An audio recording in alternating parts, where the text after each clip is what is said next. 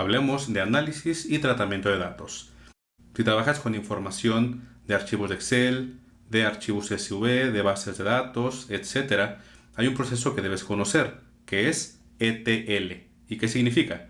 Por sus siglas en inglés, Extract, Transform and Load, o lo que es lo mismo, extraer, transformar y cargar.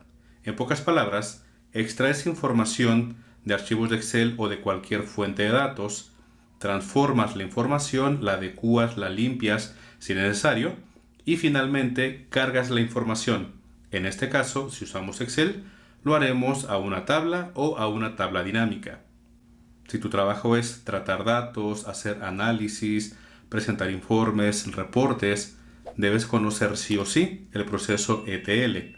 Y en este video lo vas a aprender aplicado a Excel. ¿Qué es ETL o qué es el proceso ETL en el análisis de datos? Lo vamos a ver con un ejercicio.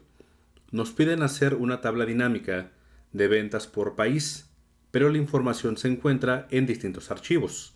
Si hablamos de ETL, el primer paso es extract o extraer. Aquí tenemos en esta carpeta 185 archivos, que cada uno de esos archivos equivale a las ventas de cada país. Y la pregunta es, ¿cómo trabajo con estos 185 archivos?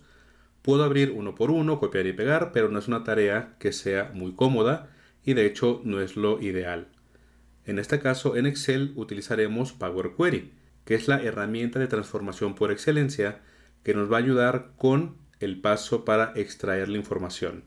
Y en este caso vamos a juntar estos archivos en una sola consulta y luego transformar y al final cargar. Entonces, ¿cómo lo hacemos? Voy a copiar la ruta de esta carpeta y estando aquí en Excel me voy a la ficha datos. En la sección obtener y transformar datos me voy a obtener datos desde un archivo de una carpeta. Pego la ruta de la carpeta, doy clic en abrir y aquí se muestra una lista de los archivos CSV. Doy clic en transformar datos y aquí entramos al segundo paso de ETL, que es transform o transformar. Y estando aquí en esta ventana, que es la ventana del editor de Power Query, tenemos una lista con los archivos. Lo que nos interesa es esta columna que se llama Content. Doy clic derecho en esta columna, le digo quitar otras columnas, doy clic aquí en este botón y vamos a combinar los archivos. Los archivos, aunque no vimos el contenido, yo sé de antemano que tienen la misma estructura, es decir, misma cantidad de columnas, aunque los datos son diferentes. Cada uno tiene un dato por país. Aquí nos muestra una vista previa del contenido de un archivo. Doy clic en aceptar y se va a mostrar la información acumulada de los 185 archivos. De manera opcional, aquí en Power Query podemos transformar los datos, podemos agregar nuevas columnas, podemos combinar con información de otra fuente de datos, etc. Aquí, por ejemplo, si damos clic derecho, podemos cambiar tipo de datos, podemos transformar, podemos reemplazar valores y demás. Aquí en esta ventana es donde se haría el proceso de transformación en caso de que aplique. Y ahora nos vamos al tercer y último paso, que sería load o cargar.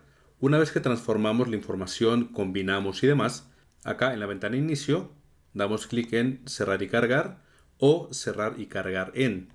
Voy a dar clic aquí, cerrar y cargar en.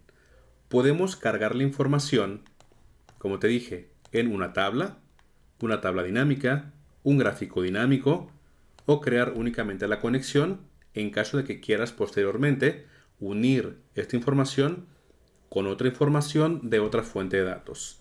Doy clic en gráfico dinámico, en una nueva hoja de cálculo, aceptar, y la información como tal no se va a cargar aquí en Excel.